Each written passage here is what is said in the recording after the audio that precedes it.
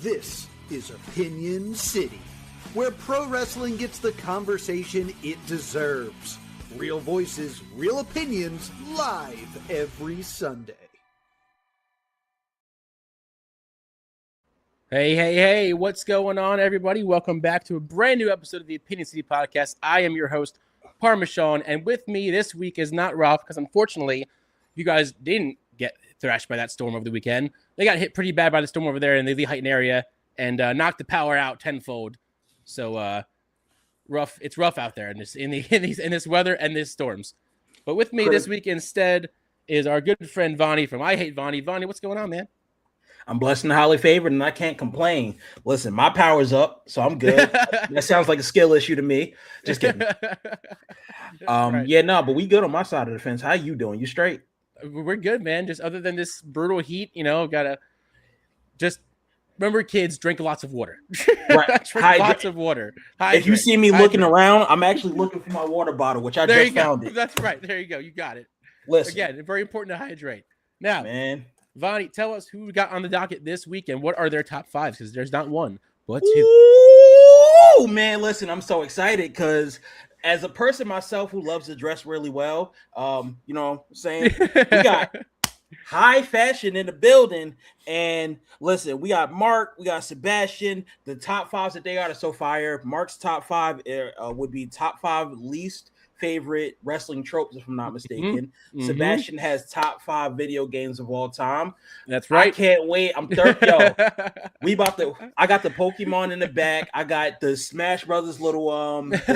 I'm ready to talk. What we doing, man? All right. Before we get into that, we do have to thank our sponsor of the Opinion City Ticker, Jersey Rebel Clothing, which has graced us with their presence.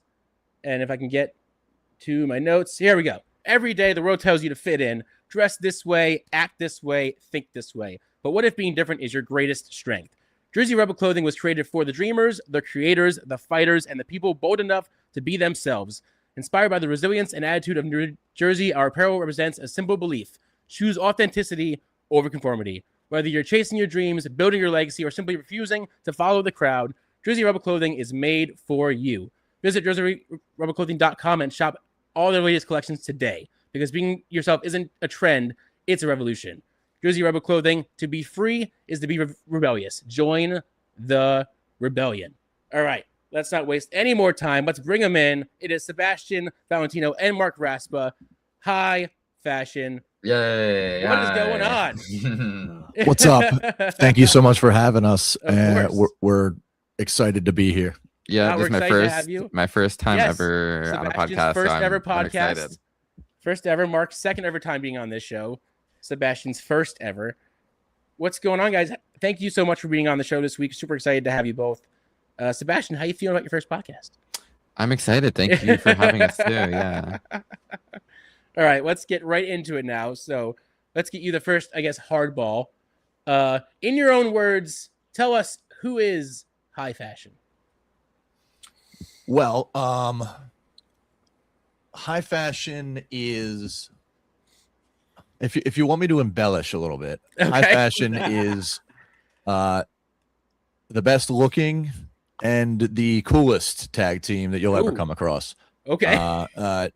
Sebastian puts the fashion into it, and I'll put the, how you could put it, the high into it. Yeah. Right. Depending on how you want to look at it. But if whatever your definition of high is, if that's high energy, if that's high up on a tall building or something, that's what we're all about, and we look really good doing it. So would you say that's kind of what it is? Yeah, I like how you put that, but I also love that we have like lore. The Monster Factory TRLs are like, we're so great for this. How we got put together and like we became friends, and then we fought, but then we came back together in the end. Like I feel like that adds to the story that we're trying to give with high fashion.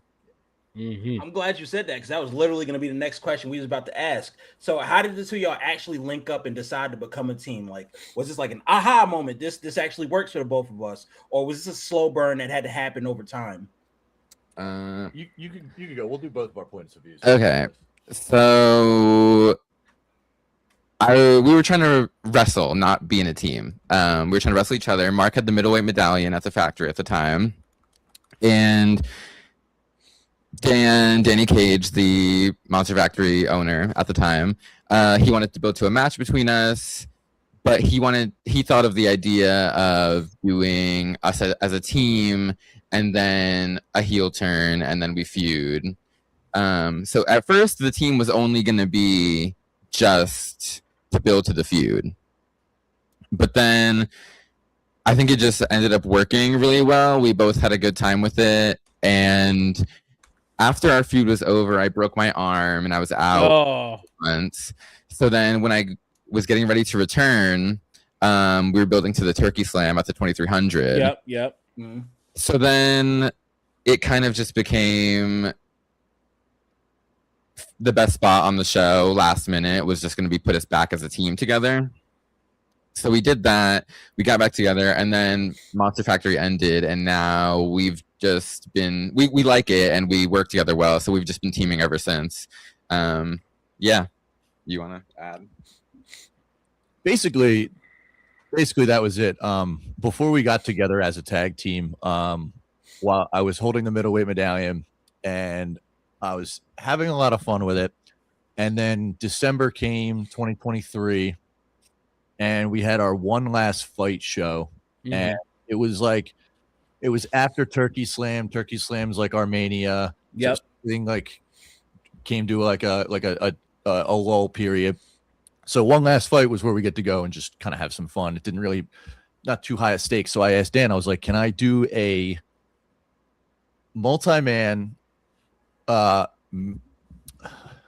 Miracle on 34th Street Fight? Yeah, right? I said Miracle on 34th Street Fight for the medallion. I was like, let's put 4 guys out there and let's have some fun. And he goes, you mean Massacre on 34th Street Fight? And I was like, thank you, Dan. We got it. That sounds like a yes to me. And I wanted Sebastian to be in it, but Sebastian had only been wrestling like a couple months, right? On shows. Dan was like, he's really new. Let's give him some more time to get his feet under him. I was like, all right, fine, sure. At that very next month, it was me versus him for the medallion 1-on-1. Oh, so, wow. Yeah. Okay. I was like, cool. I mean, that's really cool. But then immediately after that, we were all thinking like, what if we were a tag team? And I texted Dan, what do you think about me and Sebastian teaming on the next show? And he goes, it's already in the works. And I'm like, cool. Nice. And from there, we got a name 2 weeks later. We aren't sure who came up with the name. Okay. We're split on it, but I walked into TRL one night. Excuse me. I walked into TRL one night, and I think it was Nick Petit. I think it was Nick Petit who looks at me and goes, yo, your tag team name, it's High Fashion. I'm like, dude, that's perfect. I didn't even think of that. Right. But there is suspicion that it was actually Travis Jacobs who came up with it. I don't know. I could believe Nick Petit coming up with that because he has great ideas too. But I didn't hear the name High Fashion until I think we had our second tag match at TRL, the meeting before the show. Travis Jacobs was running down the card and he was like, next we have Sebastian and Mark versus whoever. And he was like, Sebastian and Mark, a team I've came up with High Fashion. And then immediately I was like, oh, that's kind of perfect. Like, why didn't I think of that? Right. But yeah, so we didn't come up with the name, but it stuck. No, I would not have come up with something that cool. Trust me. Now I feel like the easiest answer to what I would have came up and said is look at the shirt, like the Tony Hawk flip, the Thug Underground 2. Yeah. And we're gonna get into that in a second, but like later on, I just want to get this off my spirit now. And I've been waiting the minute I saw you on camera. Fuck Eric Sparrow, get that out my body. Oh my god, you just rang such a bell in my head. That was so funny. The hate run deep, but I had to get that off my spirit. I gotta go back and play that game again. That's so funny. Man. Oh now, my goodness. Mark, you've been on the show before, as you said, as a singles competitor. What's different about walking in this time with a partner next to you? I'm gonna say the same thing that I say for wrestling with a partner. It's easier because I have to do half of the stuff. Aha. I get to, hey, if I feel like I'm running out of words, hey, why don't you take the microphone? Right. But it just feels like second nature, honestly. As a single star, look, listen to me. I'm just gonna say You are a star. wrestler. Don't You're tell a me you're star. not a star. You're a star. Sorry, that's You're a star. You're a star. Thank you. I'm gonna let you guys say that. I'm not. But as a singles wrestler, it's fun. You get to really do. You get to really have input on what you do as a tag team wrestler. I just like having so much more fun doing tag team stuff. I love double team moves. I love high spots. I love, like relying on like my teammate. I grew up playing sports, so I know, if I fall down, I know that my teammate's picking me back up and vice versa. And kind of just feels like we can rely on that kind of a concept even out of the ring all the time. Absolutely. That's a kind of just that camaraderie. That's the kind that I aspire to have just in life. For the two of y'all to be able to find that and then kill it in the ring as well too. Like that's a blessing in itself that I hope that y'all carry as y'all go from match to match. Sebastian, to you specifically. So like I think you're currently training at Lineage Pro, if I'm not mistaken. How's that experience shaped the way that you approach your tag team work? Okay, I'm gonna go back a little bit. I think so. Training at the Monster Factory at the start. I think just the way that I saw wrestling, that I like to watch wrestling, and how I saw myself wrestling, I was way more focused on singles matches for a long time. Right. And once we got put in the tag team for real, and we were having tag matches all the time, that's like, it can be a lot harder to come up with those kind of matches, and there's like a lot more going on, and it can be a lot more involved. So that took like some getting used to for me, and something that really helped at the Monster Factory, which is now rebranded as Lineage. But I give her so much credit. This is my wrestling mom, Notorious Mimi. She did a lot of tag team matches at the Monster Factory, and she got really good at them, and she knows a lot about tag team wrestling. So working with her when I was first starting and being able to train with her all the time, she really like taught me a lot that I know. So like without her, I would be like, I feel like I would be a worse wrestler if I didn't train with her. So that's like your wrestling mother at this point, it feels. Yeah. Yes. Even though she's younger than me, but she still is. Yes. It'd be like that. It does.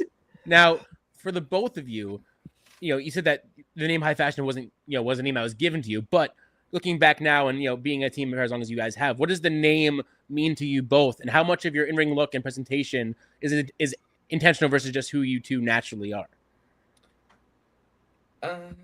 Okay, I'll go first. I really like tagging with Mark because sometimes I can get a little nervous out there by myself, or like I was always shy growing up and things like that. But when you're with someone else, like I just feel more comfortable, and it's easier for me to like talk or just like, do just walk out there. But I don't know. I feel like the name was given to us, but we kind of like are slowly, I feel like it's slowly becoming more and more your own thing. Yes. Like I feel like we are slowly becoming each other, kind of like I do the headband thing now that he likes to wear. I started wearing face paint and glitter on my face when we started tagging. Yeah, which is fly, by the way. Thank you. It's a fly look. But yeah, I don't. Sorry, I don't even know if I answered the question. No, But yeah, I don't know. What do you think? I think I think I have a good answer for this. So you're saying, what does high fashion basically mean to us? Something that I like when we first got started, and I was like, all right, what is our presentation? What's our look? And to me, I always liked rock and roll music. Yeah. Yeah. Mhm. Punk rock, grunge, Yep. glam, metal, like the early stuff, Love it. all the way Love through it. the 70s and 80s. And, you know, I could go on and on, but Right. I saw like he comes to the Monster Factory and he's got a very specific look. And I'm like, that's like 80s glam rocker right there. Yeah. And I look at myself and I'm a little bit more rugged and against the Right. grain. But I still like to go out there and just like feel like a rock star. Hell and then when the two of us came together, all I could think of was like we're like the two of us on stage with our axes, with a microphone in front of us, and Rock we're putting on a show. Just like everyone always makes the comparison, Freddie Mercury is the greatest showman in rock and roll. Right. Yep. And like that is the energy that I think high fashion's really brought out of both of us. I feel like we've come out of our shell. Mhm. And I feel like we're like unstoppable as a duo. Like I feel like there's nothing Unkillable, we can't. you might say. Unkillable. Literally. Oh, you just beat me to the punch. On the shirt right there. I was gonna do it. But it feels like we can do anything. We can conquer any place, any assignment, Right. and do it our way. And I'll get like, I'll think like, well, is this going to resonate with people? Like, are people going to like get it or like it? And then we come through the curtain and I see people like open their eyes and be like, look at these crazy guys. Yeah. Look how sparkly and glittery they are. But then look at this guy flying around. Like, Right. I take a lot of pride in it. And I think it's something like really special. And I'm really just repeating the same thing over and over now at this point. But I to take like, if I was a rock star, what would I be? What would we be? And I feel like it fits perfectly. I feel like we would fit in anywhere on any stage, in any medium, really. That was good. Thanks. I tried to put my that was words great. as elegantly as I could, but The both of y'all did such a great job with answering that question. And I want to walk back, Sebastian, you specifically. You said you were, one, nervous just in general when you're in the ring, and two, like you didn't know if you answered the question well. You did such a great job that it was actually blending into my next question I got. So like, Sebastian, I want you to look at Mark. Mark, I want you to look at Sebastian, and I want you to think, what's one? It literally did. I love it. That's good. What's something about the other person in this tag team that makes you just a better wrestler when they're in your corner? Ooh. Okay, I already know my answer. Yeah. For me, it's definitely, like I said before, I was always growing up the shy kid. I didn't like talking in front of like a class or anything like that. Promos are very hard for me when I'm by myself. And even that kind of, when I first started having matches, a critique of mine would be like, okay, the wrestling was fine, but we need more like character, more energy. And I think you're really good at that. So if I lack in that category, like I think he can help pull me up there. And I think it's always easier for me to do that when we're having a tag match. And for me, I think I think you definitely look better than I do in terms of like when the two of us are in the ring, who's flashing, who's popping off the canvas more. I think you give us something like really nice to look at and something to catch people's eye. I maybe I do that too. I'm not like sure. I can only look at myself through video and camera, but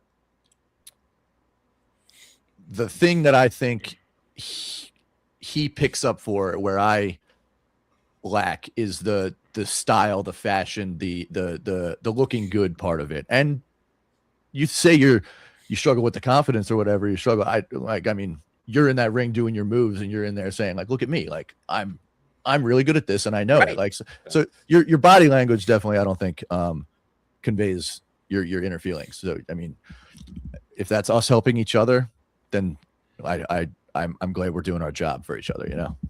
Absolutely. Now, speaking of helping each other, tag team wrestling does live and die on timing and trust. So has there been maybe a moment in the ring where that trust got tested for better or for worse? Like a time where maybe we weren't getting along or butting heads or something like that. No, just like you're in ring work, like because as a team, you always have to worry about trust and timing with your moves and how and when to hit them and when to do it. So like, has there been maybe like an off moment or maybe a moment where it was like just not?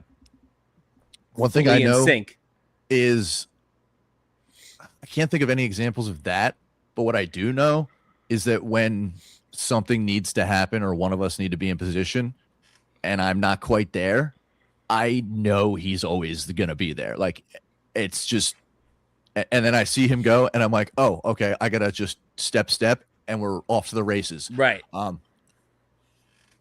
We just did a triple threat tag team match with No Colors, Just Brothers, and South Philly's Finest. Shout Tank. Yep. Shout out to all those guys. And it got a little hectic trying to plan that match. Right. But we were out there and we realized the person we thought was going to be our ref wasn't the ref in the ring for our match. And as soon as that got pointed out to me, I'm like, well, I got to start thinking of things like to clean, like if something goes wrong, right. I gotta know how to fix it. Yeah. And then I kind of look over at him because we're both on the apron and he's just like, it's going to be fine. Like he knows how to ref, right? I'm like, yeah, you're right. He does know how to ref. And then like, and it's like, we know how to wrestle. I'm like, yeah, we do know how to wrestle. So like, we'll be fine. So I think that, like, I don't know, I literally never have to worry about anything like that. I can't even give you an example of like a time where there was a miscommunication or something. It just feels like we are always there for each other. I mean, not even trying to be like, not even trying to be like, oh, we're such a great team and chemistry or whatever. Like, it just feels like things go right because we know each other so well. I don't know. Absolutely. Do you feel the same way? Yeah, I do. I don't really have anything to add to that. I feel like that was pretty good. That was amazing. That level of trust, I only got my tattoo artist. I'm gonna be honest with you. Past that, nobody else, not even myself. I want to back a little bit. So, like, between high fashion and the ultimate goal, you got chasing titles, you got building a following, stealing the show. Like, what is the priority for you two when y'all step in on the stage, y'all step in a ring, y'all get to it match after match? What's the ultimate move? You can go first on this one if you want. Well, the ultimate move eventually is to be signed. Obviously, of course. That's what I want. But on like a smaller scale, for like a typical indie show that we do, I'm at the point where I'm feeling good about the matches that we've been having recently, and at this point, I want to have the best match on the show every single time. Absolutely. I think sometimes it happens and sometimes it doesn't. But that's where I'm at. I definitely growing a following. Like it's been kind of hard, and like we're trying to build ourselves up to get more opportunities at other places. Sure. And I think this year, that's really what we've been doing since January. When the Monster Factory shut down, that kind of forced us to put ourselves elsewhere. Right. So we've been doing so many ring crews and trying to earn spots on these shows, and it's been paying off. It really. Heck yeah. It really does work, slowly but surely. But like I just want to get these opportunities, and then when we get those, that's when I need to really show out the hardest. Yeah. I don't remember exactly the wording of the question. If you could refresh me real quick. Absolutely. Yeah. So chasing titles, building a following, or stealing the show. What's the real priority for you? Okay. Yeah. Real priority for me is to make sure I do my job, make a connection with the crowd. Like, Absolutely. really, my biggest goal is think about how much money each person paid for a ticket. And then I tell myself, I need to make sure I go out there and give them at least $20 worth of a show. Of course. In my part. If that was how much they paid for a ticket, I need to do my part and make sure that $20 was worth it. Mm-hmm. the promoter or whoever's running the show, I need to make sure that whatever they're compensating me with, I need to make sure that the promoter is getting that much out of me. My biggest fear is going out there and then somebody thinking, oh, that didn't feel like worth the price of admission. And then, making the connection with the crowd, building the following. And then, oh man, I had one more thing, but I'm drawing a blank. But yeah, making sure that everybody involved feels like they got their money's worth out of what I can provide. And if that means going out there and doing one move and nothing, that's fine. If that means going out there and taking a lot of moves and losing, that's fine. As long as the person who's telling me what to do is satisfied with my job. Absolutely. That's my biggest goal. And that doesn't mean just the promoter. That also means the fans. The fans have an expectation. Yep. Of course. So that's the biggest thing for me. The biggest thing I always worry about is, did I do good enough? Did the person watching me feel like they got enough out of me? So I don't know. If there was an easier way to put that, I would. No, that's absolutely you hit the nail on the head with that. Hit one. the nail on the head. That's what I was gonna say. Yeah. Now here's a fun one for you two. Now it's time to put the brains together. If you two could design your dream opponents, the team that would really let high fashion shine, who would it be and why? Well, all right. You mean put together like a dream team that would make high fashion? Because we have a couple of answers for that. Yeah, I have a couple different answers. My dream, like highest possible dream tag team dream match for me is FTR. Hey! Oh yeah! All right. They are my favorite tag team. I think they always have an amazing match. Most teams' best matches are probably with FTR. Like ideal dream world, high fashion versus FTR. If you're trying to build a tag team to wrestle us, my solo dream match is Mercedes Moné. I would love to wrestle her plus someone else against us, whoever your choice would be. Well, if you want my personal dream singles match, I think me and MJF could have a pretty solid match. I would love to hear what he has to say. I would love to hear the lines he could throw my way. So in a perfect world, it's us versus MJF and Mercedes. That's a wild team. Okay. That's a wild team. But like locally, there's a lot of teams that I want to wrestle that we haven't wrestled yet.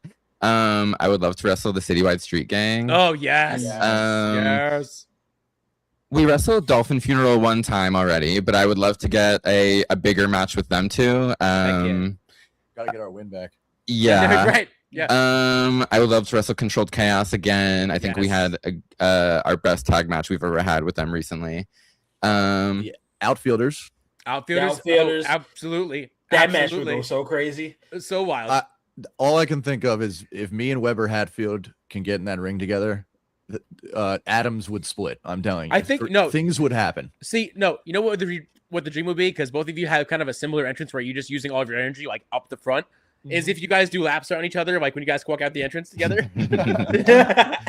Who's got more energy? No. Whoever goes one way, you go the other way. You just gotta cross. But yeah, that would be any one of those teams would be so much fun. So I want to walk it back and talk about the diagnosis of character, right? And this is for you specifically, Mark. So, like, I know you being a Residence Tropes guy, is there a specific match or wrestler recently that you watched and it made you go, oh, not this again? Ooh. Give a little teaser for later. I would love to. All right. I don't want to give it away. I don't give any of them away, but one thing that always takes me out of a match. And this isn't like a storyline specific thing. Okay. Is oh man, do I want to give it away? All right, I'll give you this little bonus, and then I'll give you the rest of the top 5 later. Yeah, we do bonus. Yeah. Bonus is fun. When it's a really hot match and huge near fall, crowds up, and pinfall hooking the inside leg, you know there's a rope break coming. Like, Right, yeah, right. obvious Yep, rope break. Like, yeah. and wrestler could have never ever hooked the inside leg in his life. Suddenly wants to hook the inside leg when he's this close to the ropes, and then oh no! Every time I'm like, rope break, it's coming right now. It's coming. It's coming. That is one thing that, but not takes me out of it. It's not that serious. It's Right. wrestling. Like we're telling stories. There's certain Right. things. And disclaimer: every single one of the things that I mentioned, I'm very guilty of. I've done Okay. before. It's okay. Oh, absolutely. Yeah, no. We do. Absolutely. We go out there and we put on this show and we do the things we need to do it. And there are certain things that just happen. So, Of course. but that is one thing. That is one thing that always, every time, I'm just like, rope break. Here we go. Listen, you ain't gonna get no judgment from me. My favorite thing to do is judge people for shit that I know I do in house. So Right. I have everything sometimes- that's wrong with me, but y'all are worse. But then the thing is, sometimes they get me, and I'm Right. Yeah, where that I don't see it happen, and I'm just like, oh my god, they got me. it's Oh, like and then I'm like, well, that was for me. So that they Yeah. did that for me, and now I'm back. So, but I don't really know. I wish I had a better answer for you for that one. I'm not quite sure. no, that was Now- a great answer actually. Now, on the flip side, Sebastian, video games are clearly a big part of your world. Has gaming ever influenced your in-ring style or entrance presentation? I really thought about it. When, well, when I was first getting ready to debut, I thought possibly having some sort of like video game type gimmick, but for whatever reason, I thought that it might end up being like too corny or like I couldn't pull it off or whatever. So it ended up kind of just being nothing. Until there was like a Halloween battle royal where I dressed up as Ash from Pokemon one nice. time. Nice. But honestly, no. For some reason, like I've just decided to keep video games separate from like my wrestling stuff. My wrestling or my original wrestling like vision for my character was more like based on like pop singers, like Gotcha. not that I would be singing, but just like I wanted to dress like how a pop star would dress on tour or Right. something like that. I don't know. Yeah, so I'm not against it. Like recently I was thinking of like possible ideas I want to do in the future, and I was like doing like a cute like adventure Game Boy gimmick like could be Nice. fun.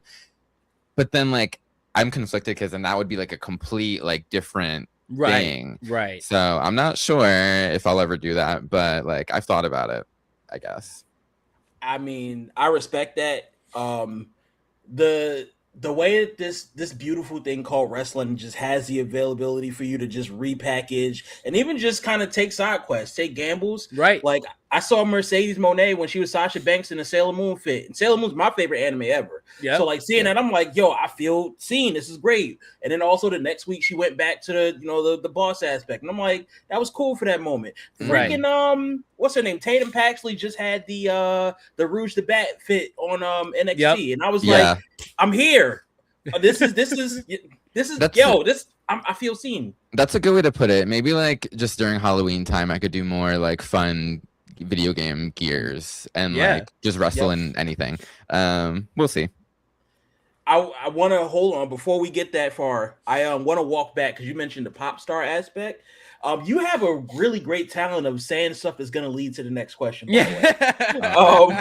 Thanks. Good segues. Good segues. So like, if High Fashion had a walkout playlist, right? Like mixing both of y'all's tastes, what's one song that's making the cut no matter what? Ooh. That's really hard. That is really We- really different taste in music. Yeah, I like pop music. He likes rock music. Right. And like if we're driving in the car together, like most of the time I'll be playing music, and then like I'll be like playing songs to like try to get him into it, and then Right, he'll kind right. of be like, "It was okay." Yeah. You know, none of my stuff ever really moves him, I guess. But I don't know. At first, we were just using your solo music for us, and then recently we started using "Need for Speed" by Kim Petras, which is a pop Nice. song that I really like. Nice. Kim Petras is hard, bro. We started using that for our tag entrance, but like that was a me choice, you know. So I don't know. You go ahead. The one thing that I think we do cross over in is I do really like the housey club music. Gotcha.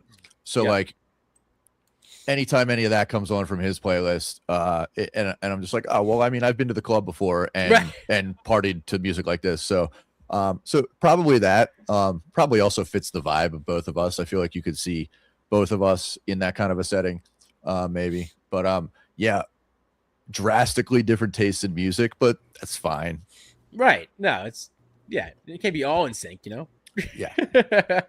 I just want to say Kim Petras, she got this one song called, and I had to search it on the side. I Don't Want It All. When I tell you, I know Yep. that song. I love that song. Yeah. Just, man, listen, we sharing playlists after this. Now, if you two had to put together a high fashion signature move as an actual tag team combo, maybe you've already thought about this, maybe you already have one, but if you haven't, what would you name it and what would you think it would look like? Well, you mean like a finisher or like a Signature combo? finisher. Well, we have one. Our finisher is called the Smoking Hot Driver. Nice. And Love it the name. is Love the yeah, name. it is. And maybe when I post a clip of this, I'll overlay it. It's I pick the opponent up for like a Michinoku driver. Sebastian comes in, drop kicks them in the back. I drop him down for the driver. That's fire. It gets a good reaction every time. It feels impactful, and it's really easy to hit too. But let's see. I don't know. Do you have anything for that? Do you have any other combos?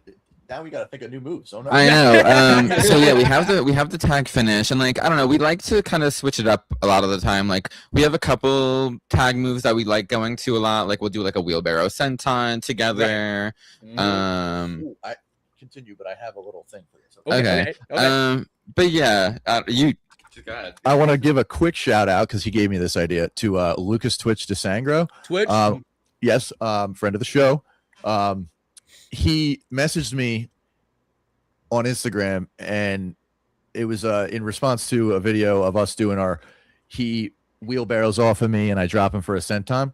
Right. And Twitch was like, you should add to that, drop him for the senton, and then I do a rolling thunder splash. Ooh. But then as I'm coming down for the splash, he like gives me an X factor onto the opponent. Oh, bro. Oh yeah. Now I'm saying that out loud, so somebody might steal it. So please don't steal that. Anybody out there. This is their move. No. We're gonna do it. We're gonna do it this week, so no one can take it from us. Y'all in here playing 2K. Oh my god! But that was a Twitch idea, and I thought it was genius. So shout out to Twitch for that. Shout out to Twitch. Genius. Yo. Absolutely. Holy smokes! Hey, Wolf. No, I need a cigarette after that one. He's Don't mind like me. literally watching it in his head, like, oh my god. Yeah, like Honestly, that's my goal. If I can do things that make you go, damn, I need a cigarette after that. That's a successful match for me. That's peak. That's Yeah. peak. Outside of wrestling, right? I want to know between the both of y'all, what's something that y'all are both into that might surprise the fans? Ooh. I don't know. Wrestling kind of consumes our entire life. Right. Yeah. Eat, what sleep, are we breathe. into? I don't know. Like for me, people might be surprised that I like video games so much, just because I don't show that with my wrestling. But Right. like, if you know me, that's like I went to college for video game design. Oh, so wow. like Really? yeah, so if you know me in person, like That's you know that's like what I really love. I'm not sure. What else do we do? We go to the gym. Right. Doing that. But yeah, wrestling consumes like 90% of our time. And we try to go everywhere we can with that. And then in between, Video games. playing Yeah. video games, Right. just hanging out with our friend group, whatever it may be. You know what? We like going to play pool. We do like going to play Yo, pool. I Yeah. love pool. Pool's great. Going out with the boys and playing Heck pool yeah. is always a good time. I want to pivot really quickly, Parma, and ask a question. Yeah. Video game design wise, if y'all could design a video game, what kind of game would you make? Ooh. I almost just made a shot at 2K right there. Ooh, Almost. ooh. But yes. I would make a wrestling video game based around indie wrestling specifically. Ooh, Like, yes. Sign me up for that. Yes. Like not big company, but like you travel around hitting all the indies. Like imagine, remember back in the day, Guitar Hero? Yeah. And each level had like 5 songs, and you progressively get like bigger and bigger throughout the game until you're on tour. A wrestling video game with the same concept. You start real low. Next level's like a VFW. Next level's like a high school gymnasium. Suddenly it's like, yo, you guys want to go do this festival? Then it's like you're selling out a stadium. That's my idea, and I just came up with that. So thank you. That sounds like honestly a lot of fun. Thank you for making my brain work. Yes, thank you. For me, this is like kind of a hint for my list later, I guess. Okay. I love RPGs. That's my favorite video game genre. Okay. So I would definitely. I always wanted to make some kind of RPG when I had projects in school. The idea for me would always be like based on like some sort of RPG. Specifically, I don't know. Like my first thought would probably be to also mix wrestling with an RPG somehow. Yeah. A wrestling RPG would go hard, actually. Yeah. Like, oh my God. And then you can implement it, and they don't have to be realistic moves. Like right. Thinking of actual finishing attacks and like level 1, you know a clothesline, right? Yeah. And then like level 10, you learn a frog splash, maybe. Yeah. Stuff like that, right? Like if certain wrestlers have like a signature weapon, like the sledgehammer, they can use that in the match as their move. The sledgehammer, kendo stick. Kendo stick, whatever it is. Now, sidebar, because I'm very curious. How did you go from going to school for video game design to wrestling? Okay, so I'm trying to like think back. I wanted to do video game design since I was a little kid. Okay. That was like always my kind of dream job, I guess. Like when I was a kid, I talked about wanting to live in Japan and work in Nintendo and whatever. So I went to college for video game design. I kind of wanted to start training at this time too, but then I like my parents kind of pushed me in the school direction, right? And I was like, okay, I'll go to college first, and then if I still want to, like, I'll do it after. So I did a couple years in college for game design, and then by the end of it, it was a lot more coding than I really wanted it to be. Right. Like I was okay at it, but that was always like the hardest thing, and I really wanted to be more into like the art or like the writing or like, you know, coming up with the ideas and things like that. And it was just, you had to know a lot of coding. So I got to the point where I was like, I graduated and I was like, but I don't think I want to do this forever anymore. So like that's kind of my biggest fear, like being stuck at a job that I'm not gonna like forever. So I was like, okay, video games, I thought this was gonna be it, and maybe it's just not. So I'm gonna start training to be a wrestler, and hopefully that works out. And I really liked it straight off the bat, so then I just stuck with wrestling, and now I went to college and I did nothing with that degree. So I did one JavaScript class in college back around junior year or so. Did that one course. I said, I know you fucking lying. So I can't even blame you. Can't blame you. Yeah, it is a lot, and like the people that are able to do it are just like they have really big brains, you know. Yeah. Right. Yeah. So like, what's actually next for high fashion that you want the Opinion City? What do you want us ultimately to keep looking out for? What do you want us to keep an eye on? I guess is the question I'm getting at. Okay, so immediately we've been working at SPO the last like couple of months. Every Friday we've been wrestling there. I saw Joe Hale mention it in the chat earlier that about the SPO tag titles. We're going to have a 4-way for the tag belt soon. Us, Controlled Chaos, Primal Fear, and the Shot Callers. There you go. There's not a date set on that match yet, but we're there every Friday. So we should, keep an eye out if you're interested. You have anything? For high fashion, yeah, keep an eye on us at SPO. We're trying to really, make our presence known. Hopefully we can win the straps. But Yeah. really, I don't know. Just keep an eye out on our Instagrams. Because I can't say anything too much right now. Yeah, Just keep an eye on our Instagrams. That's all I got. understood. All right. Yeah, he has something he's been working on a lot that I'm excited for. But SPO, we've been doing these glam versus slam shows I've been seeing them the past couple Yes. months. They're at a gay bar in South Amboy, New Jersey. Nice. And they're no ring shows. Love it. Which is, we're new to that. We've only done 2 matches for them so far, but we've never done no ring matches, but that's been really fun, and we're going back this month. Y'all just beating ass in the club. Yeah, pretty much. It's like That sound like New Jersey. Right. They'll clear out the dance floor. Everyone just kind of like goes around the wall, and then we just have that middle to just try to work a match. They kind of just let us fight in the bar. I mean, it's crazy. Hey, listen, y'all would make a lot of money in Newark, New Jersey, buddy. So yeah, we were supposed to wrestle at Mawa last weekend, and then that ended up getting rescheduled. So keep an eye out for when that gets rescheduled. Definitely keep an eye out for Mawa. But yeah, besides that, we at every other promotion, we're just trying to earn a spot and trying to break through. That's where we're at right now. Awesome. Oh, thank you, Chris. I see Chris Desmond in the chat. The Heat Seeker. We got proud of you guys. Shout out to Heat Seeker Desmond. Love you. Also shout Love you, out Chris. Joe Hale, also in the chat. But now it is time. My favorite part of the show when I do it with Ralph. The last question of the interview portion of the show. This is where we actually get to do the real deep dive question that we saved for right at the end of the show.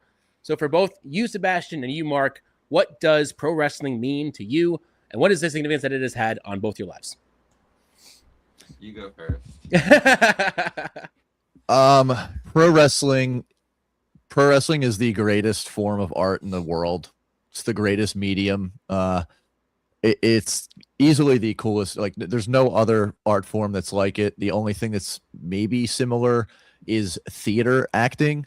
But I just take a lot of pride in being able to go out there with one take and pull everything off and make it look good and still be like emotional about it. Mm-hmm. Pro wrestling means like so much to me. I started wrestling 4 years ago. I made a post on Instagram recently. My first time in the ring on a show was 4 years ago, 5 days ago. Wow. And I mean, I've said it before, I'll say it again. I have absolutely zero regrets starting wrestling, and I hope I do this for the rest of my life. I hope I wrestle. I hope I'm wrestling into my 50s. I'm going to try everything I can to make sure I'm doing that. And man, the places it's taken me in 4 years, I can only imagine the places it's going to take me for hopefully decades. I don't know. That's it. That's about all I got. I don't want to go too far into it, but wrestling is the greatest thing in the world, and I love it. And it's done so much for me. It's given me purpose. And this is all corny. This is all sounds like this is what everyone says, but it's given me so much purpose in this world, and I've never felt more alive in my life. I'm a completely different person, and I feel like I'm better for it. And I'm just having so much fun along the way, and I think that's the most important part. Wow. I think that wrestling can be whatever you want it to be, and it can be the key to bring you wherever you want to go in life. I think if you put in the work and you get good enough, and and if you really try and really put in the work, it can lead to, the life that you've always dreamed of. And that's what I'm trying to get. But so far, like, I've only been wrestling for like 2 years at this point. And like I have no regrets either. I'm really happy that I decided to start training, and like I'm trying not to like get emotional or whatever. I had no friends before I started training, so I really love my friend group that I have now, so I'm thankful for that. But yeah, I think just like it can be whatever you make it, and I'm trying to turn it into the best future possible for myself. I think that is what wrestling is to me right now. Yeah. Both of you, incredible answers to that question. It really is. It's a question that I think is very important because it makes you realize just how important pro wrestling really is in the universe that we are in. That wrestling is so much more than just, oh, it's fake fighting. Like, it's so much more than just like that to wrestling. Wouldn't you agree with Vonnie? 100%. Listen, people like me, I have to wrestle with my emotions on a daily basis. So being able to actually watch this better art form of it and lose myself, immerse myself in it, I'm graciously appreciative of y'all for taking the bumps, going in, putting y'all lives on the line each match y'all have, because it gives people like me the ability to look at that, disengage from life for, however many minutes or so. And then that $20 that you mentioned are well worth it, makes me want to go and give you 20 more for an 8x10 in a photo. Thank you. Yeah, that's what it's all about. We're at the beginning of it all, we're all fans. Yep. We all started as wrestling fans. Yep. And if I went to a show and didn't get my money's worth, I'd be pretty disappointed. Yeah. It's just a certain pride. I take serious pride in going out there and making sure that I do my job and people like it, and people at least find entertainment in it. You know? Sure. Not everyone's gonna like it, but I know if you're sitting there and you're immersed, like, hey man, that means you're giving me credit, and that means I'm doing something right. That's all I'm looking for, Absolutely. Well, great interview. Great to get to know you guys a little bit more. Mark, get to know a little bit more. But Sebastian, different setting. It is now time, though, for not one, but two, top fives. And Vonnie, remind the audience what top fives are for who. Well, for our top fives here, Mark's top five are the top 5 least favorite wrestling tropes. Mm-hmm. Sebastian, your top 5 are the top 5 video games of all time. Yeah. So who going first? Sebastian's going first because I've done this before, so it's his turn. I'll take my turn next. All right, let me pull out my list. I got my whole list here. I have a couple honorable mentions also. Oh, please do those first. It's please. serious. Love it. Honorable mentions. I really wanted to put these on here, but no space. Resident Evil 2, Resident Evil 4, and Zelda Breath of the Wild. I love all those games. Right, like what the fuck is this listen? Now remember, this is a personal top 5. Oh, of course. Right. But hey. Resident Evil 2 and 4, those are my 2 favorite horror games that I've ever played. And Breath of the Wild, that game is just like historic for like the feeling that you get when you first played it, and you first went to Hyrule Field, and like the entire world was just open to you. Like I think that game, I think Tears of the Kingdom is probably better than that game. But Breath of the Wild just had like the feeling, like it came first, and it was just something never done before, really. Breath of the Wild was so beautiful and immersive, falling off of cliffs and everything of that nature. Then Tears of the Kingdom came, they building Gundams in that bitch. I'm like, what are we doing? That one, it kind of becomes a lot. I can't do all that, but okay. Number five. Kingdom Hearts 2. Ooh, okay. All right. That's my favorite Kingdom Hearts game. I think that is right before Kingdom Hearts got like, it jumped the shark of being like too crazy. But I think that one, it had the perfect end to that first like story arc. All the Disney worlds were really cute and fun, and I think the gameplay was the best in that game. The soundtrack. Yeah, of course. I listen to it on Spotify Sanctuary, sometimes. Yeah. Tears and light. Man, don't get me started. I'm sorry. Just recently, I tried to get him into Kingdom Hearts. He started Kingdom Hearts 1. He's not really feeling it yet. It's tough. It's tough for me to get into. The one thing is, I mean, I know like as I progress, I'll get stronger and better weapons or whatever. But yeah, I'm like, every 5 feet, there's like a dozen enemies that pop up, and I Right, have to putting fight belt them to before. ass. I can't do anything until I kill them all. And then I'm just like, this is too much. I gotta put this game down. I'll just look up. I'll look up the guide to get past this section, and then I'll continue. You know. Yep. It's hard because I love RPGs and he really kind of doesn't. So Gotcha. like it's a struggle trying to get him into the stuff I like sometimes. Number four, I have, and I see your pillow in the background right there. We have Super Smash Brothers Brawl. Ooh, What? Okay. All right. And I know that's a hot take because I know people don't like that game, like for the actual gameplay. But that is the one I put the most hours into because it had the story mode. Right. And that, I feel like the Smash Bros. Brawl story mode is like one of the best story modes that has ever been done.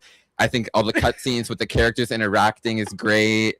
And I know people don't like it because the gameplay is like probably the worst in the entire series. But like, honestly, the story was just enough and it's nostalgic enough. But go ahead. No, so I don't want to discredit any of what you said just now because not only did you say it, but first of all, the Subspace Emissary, that whole bit was fire. But here's my biggest issue with this: Super Smash Brothers Brawl comes in. You tout it to be this big game. You give me Sonic the Hedgehog for the first time in a Smash Brothers Brawl game, and he only comes at the tail end of the fucking subspace when he's doing a little thing. He hops up and he's standing on top somewhere. Does the "You're too slow"? I'm like, what the fuck is that, bro? Was that our first F-bomb on the whole podcast? No. That's probably my fourth today. Yeah, this is multiple. I know exactly what you're saying. I think that's because he was just added late in development or whatever, but it is lame and that definitely does take away points, but like it's just too nostalgic for me. I played Shadow the Hedgehog. I deserve that. That was for me. Okay, next. Number three. This one's kind of hard. I kind of have a cheat answer here. Final Fantasy VII original, but also the remake and Final Fantasy VII Rebirth. Fair. Oh, okay. The entire remake. All of it. Yes. Okay. I played the remake first when that came out on the PS4 and I loved it. So then I went back and I played the original all the way through and I loved that. And then the second part of the remake trilogy came out. I loved that too. So I'm like, this is all amazing so far. I love the story. I love the characters. The gameplay was great. But the third part of the remake is not out yet. So I'm like, we need to see how it ends before I really, if it can go higher or lower, you know. So right now, I was just gonna put it at number 3. Fair. Gotcha. And I see you. Is that a Matt Mako like Final Fantasy? It is. Yes, it is. That's It cool. is. Yeah. Unplanned, yeah, he's by the great. way. It was just laundry day, unplanned. But here we are. Unplanned. Number 2. This one's more niche. I hope you guys know it. Xenoblade Chronicles. Yes. Okay. What? Yes. I had a EU. The first one, I never played it on the Wii, but the definitive edition came out on the Switch. Right. And I loved it. I had never played a Xenoblade game before. And that game, that's probably my favorite story in a video game ever. That one was really memorable for me for having moments that I was like, it felt like I was watching Breaking Bad, like the reveals and the plot twist. Like, right. I had never seen that in a video game before. So that just like blew my mind. But it's a great story and a great RPG. I love Xenoblade. And my number one is Pokemon Platinum for the Nintendo DS. Ooh, okay. Yeah. Okay. Yeah. Okay. Yeah. If you know me, you know I love Pokemon. Like, I have a Wigglytuff EX in my phone case right Nice. Nice. Nice. I've been playing Pokemon since I was a kid. I always played the Pokemon games, and Pokemon Platinum was just always my favorite. I love Generation 4. I think the DS era is really special and nostalgic for Pokemon. Mhm. And I think that Platinum still holds up. I play it like at least once a year, really. Wow. Nice, And nice. it just never gets old to me. So that is my favorite video game. Yay. Stuck the landing too. Yeah. No, do- very good. Very do we- insightful. Do we have any thoughts before? Okay, so Kingdom Hearts 2 was number 5. Yes. I'm interested in seeing what you have to say about Kingdom Hearts 4 when that comes out. We'll be thoroughly seated to see what you rocking with that. We haven't seen enough right now. I don't have any. Yeah. I need to see more. They Right. gave us that little bullshit snippet, and it's like, bro, I need more, bro. Check that in my veins right now. After like 4 years too. Right, After a 4 long years time. with no long trailer. time. Yeah. I can't be mad at the Pokemon Platinum pick because Blue was my first game I've ever played. Yeah. Yeah. So like Darkrai was always my favorite, and he came from that era. He's one of mine. I really rock with him. I love the I forget what the world is called when you're in the you're walking on like the walls, and then there's the the Giratina, distortion world. the Yeah. distortion There you go. world. Right. Yeah. The only thing about it is just that game is kind of slow. Like it felt like the text was slow, the movement. It's just like I think that's just like all the DS Pokemon games are like very slow like that. Right. yeah. But nowadays, if I ever want to replay it, I'm just gonna emulate it probably and just speed up. But yeah, No, it's a fact.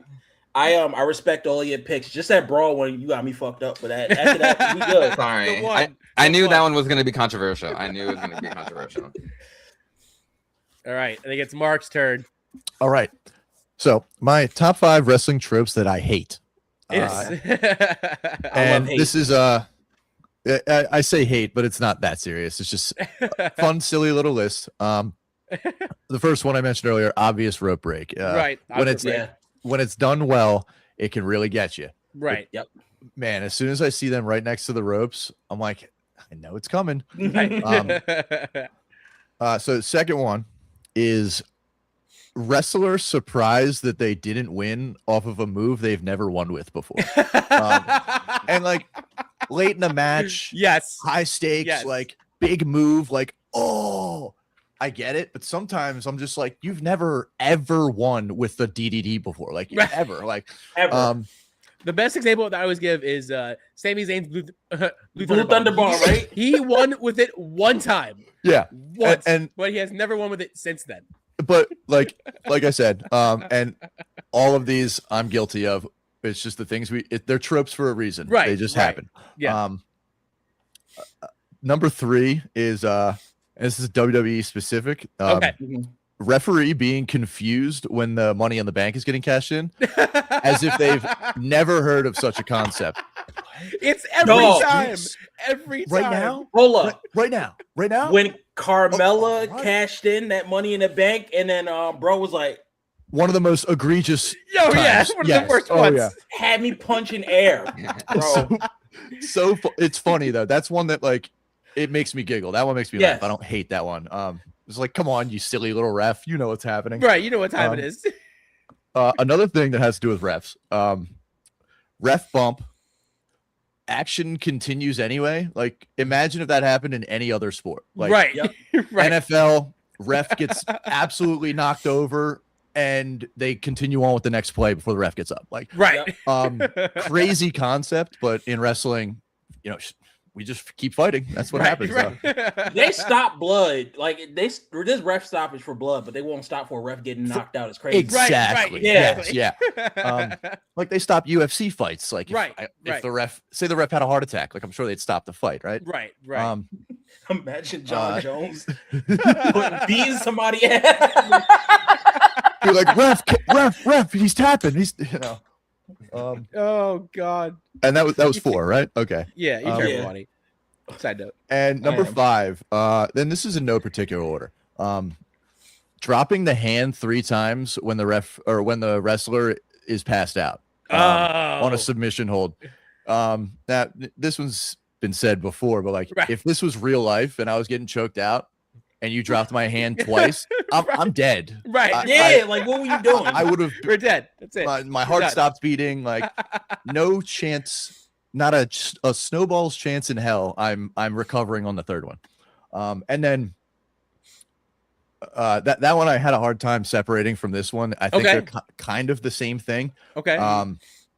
When they got the submission hold locked in, right, and they're holding on. Like, if the submission hold is locked in, that should be game over. Like, it's locked. You tried fighting, but then it goes and but we're reaching for the rope, and we're reaching for the rope, and I'm screaming even though my arms are behind my back.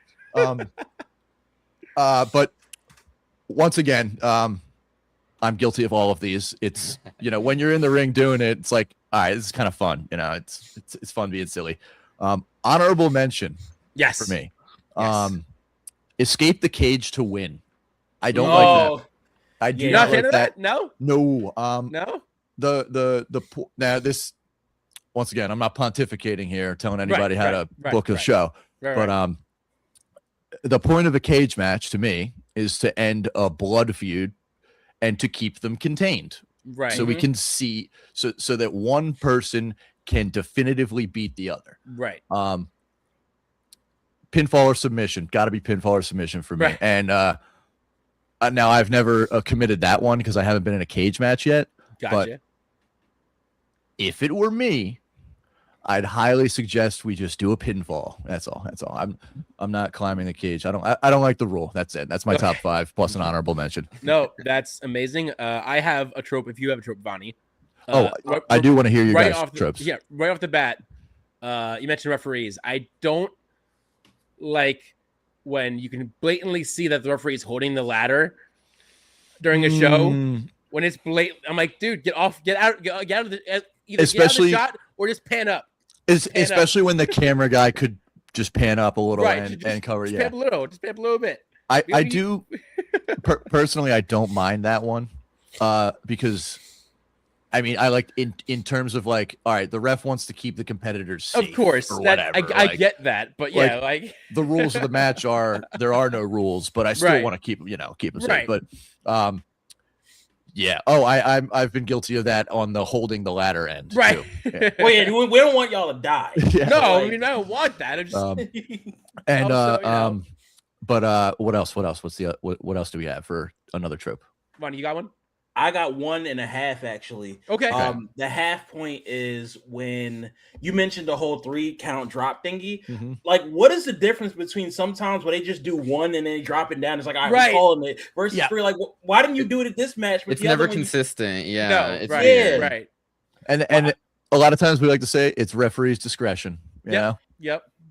And I respect that, but it's like, yo, fam, there's gotta be a committee or something, bro. Like, show me the contract. Right. Show me the contract. You know what? That's another one. Is not every championship match, but some championship matches have contract signings. Well, others don't. Others don't. But does that mean for every match that's ever been sanctioned, that like some contract is signed backstage? Like in kayfabe, like are the wrestlers? Right. Mm-hmm. It's like, it's a show or a match on main event. We got to make sure you guys sign your contracts first for this very important match. And how come we can't just docu-sign it? Why do we have to be in the ring to do it? Exactly. Pen and paper since when? Y'all keeping Office Depot in business. I don't know. My other one I wanted to get up is like, do you know what I don't like? And it's just me. When we have the start of a match and there's 2 people and they start going and they do like the flips and stuff to like kind of get each other evenly scouted. And it's like every match on the card does that same thing. Right. And it's like, yo, y'all look like Power Rangers right now. What are we doing? I'm not. I like to call my matches like that sometimes, so I don't mind it, but I see what you mean if every single match is the same every thing. Single match has somebody just got to throw hands, bro. Like yeah. It is a matter of like sometimes if you really want to do something, but you know that you're 4th or 5th and the first 2 matches did it. All right, no, can't be doing this a 3rd time, because then I look like the guy who's not paying attention or whatever, you know. Yes. But like, you know, just anytime there's something like that, I'll just give a peek and make sure that nobody else, even if there's like, say I'm like, I want to do a Hurricane Rana, and then someone does a variation of a Hurricane Rana, Right. and then like my opponent will come up to me and be like, yo, we got to change it. I'm like, no, we don't. No, It's right. no, No. we don't. No, It's get outta here. different, you know. No. Like they stopped Hurricane Ranas after them. Like, bro, we hitting this. Yeah, no, we're doing this. We're But like, other things are like, all right, dirty roll up. All right, let's not do that because they did it, you know. Do you guys can we get favorite video games from you guys since I shared my list? well, give me one more for the ref because I have a lot of ref ones, but like We for going back me- to that question though. Okay. Yeah, no, absolutely. Like my last one for that is I get the ref thing when like you get distracted and then the guy has to do the to cause a DQ or whatever. But when the ref is like distracted for 5 minutes, I'm like, dude, what are we doing? What? Yeah. Turn Where's around. the other ref? Turn bro? around. Yeah, two reps. Why is As a there matter of only fact- one ref? Let's talk. Why is matter- not like an outside ref? Right. Go ahead. Outside, No. inside ref.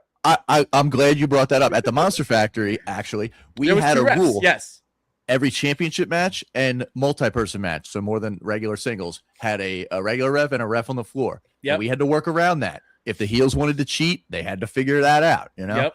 I thought it was really creative. I thought it was Yeah. cool. I thought it made us a little different. But yes, that is a thing that we did before. Yeah. I like that a lot, actually. Like, I feel like I wish that they would implement that more.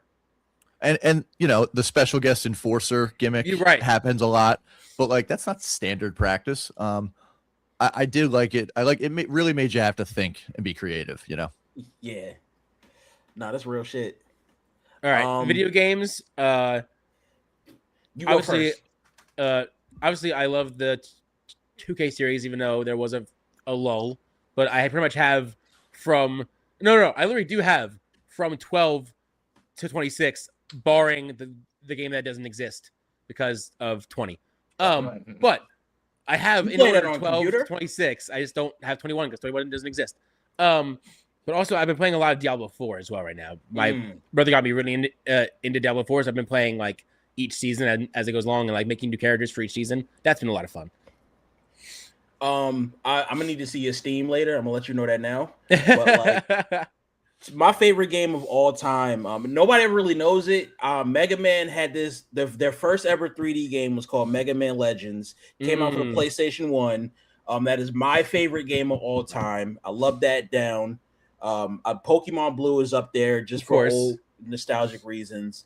Crash Bandicoot. Crash Bandicoot is cool. Mirror's Edge is gas. I feel like a lot of people need to give more shine to that. There's one game out there that I'm not remembering. And Parappa the Rapper, by the way. Shout out to that game. Parappa the Rapper was one of those ones for real. And a lot of people need to respect that more. I also just really like watching a lot of Let's Plays instead of actually playing games. So like, right. Yeah, that is our way of playing games now. Is we watch others play the game for us. Yeah, A lot of those we've been doing that too. I mean, sometimes you just don't have time to play the game yourself, you know. Right. So you play, play through someone else. Exactly. yeah. Oh, Tony Hawk Underground again, just for the sake of the shirt. Oh yeah. That's probably my favorite video game of all time. That's not Ocarina of Time. Ocarina of Time is my number one. Yeah. I'm a Majora's Mask guy, but I Ocarina of Time was good too. Incredible story, both of them. Incredible stories. So Yeah, and fuck Eric Sparrow. yeah, yeah, he can eat my shit. Yeah. Well, goodness. With that said, let's get into the up. By the way, both great top fives. Amazing. Sebastian's first one out the gate. Great one. Love it. Other than Brawl. But it is now time for some upcoming events. So, High Fashion, what you guys got coming up on the docket that you guys would like to promote? Well, we got SPO every Friday. We're usually there. That's in Mount Holly at the Pro Wrestling Star Academy. Glam versus Slam. Sebastian's pulling up the dates right now. The next announced Glam versus Slam is on the 18th. There you go. Right. Yep, July 18th. Got it. Or is 23rd. I'm sorry. I'm sorry. The July 23rd. My bad. And we will be in South Amboy for that at the 244 spot. That is the name of the establishment. Got you. And personally for me, like I said, I can't really say anything right now, but I'm planning something, and just keep an eye on my Instagram, please. Just something very exciting, something I'm really, really looking forward to, but I can't say what it is. So please keep an eye on my Instagram. Also, I want to shout out just a couple of promotions. Power Pro Lucha, Labor of Love. Very, very great promotions that we love helping out at. Pro Wrestling Magic. We're always there helping them out. They're very, very good to us. So just to name a few. Heck yeah. That pretty much gets it. Yeah. Heck yeah. Well, we have a lot going on our end. So, for instance, next week we will be talking to T4T wrestler Daphne Wreckage, July 12th. You couldn't be her if you tried. Super excited to have her on, and Ben will be joining me for that episode as co-host. So keep your eyes out for that. And then after that, July 19th, we will be at the Real Rumble number 7. It is wrestling. It is a vendor market. It is put on by the Mahoning Drive-In Theater and LVAC.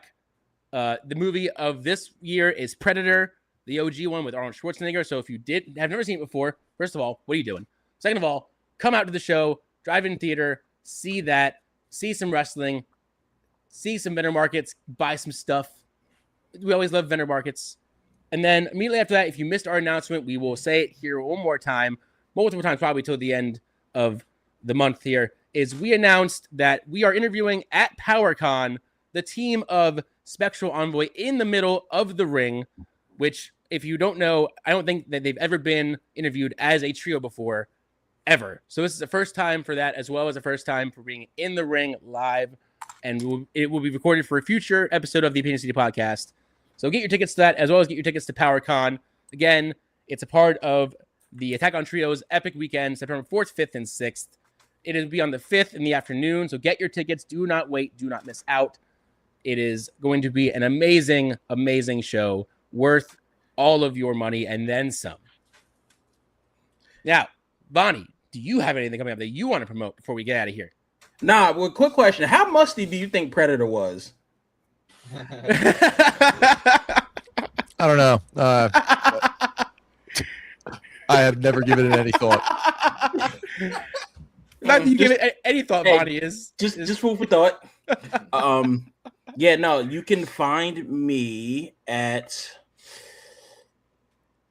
You know what? Let me get my life in order. Follow me on all platforms at I Hate Vonnie, and then you'll see where you'll see me next.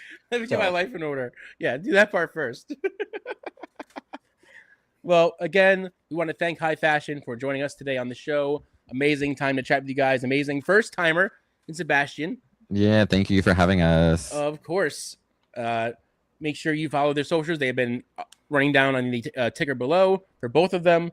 Follow them anywhere and everywhere that they are wrestling, separately or together. So for Mark Raspa Jr. and Sebastian Valentino, what? If I may? Yes. There's still a sale going on at ProWrestlingTees.com. Ending tomorrow. Sale. USA 26 promo code, and you get 20% off your order. So feel free to cash in on that sale. Yeah, if you just search our names up on there, we got shirts. So get the merch. Support body merch, or I'll beat your ass. Also, shout out Lineage Pro Wrestling and former Monster Factory and all that. Shout out Worldwide Dojo. Friends of the show. All these people we love to put over. Amazing. Well, with that said, for High Fashions, Mark Raspa Jr. and Sebastian Valentino, for I Hate Vonnie, it has been the Opinion City Podcast, episode 155 in the books. And as Ralph always says, kindness is free, so be kind to each other. God bless each and every one of you, and we will see you guys next week. That's Opinion City. New episodes live every Sunday on YouTube. And to our Patreon members, thank you for supporting independent wrestling media. We'll see you next time.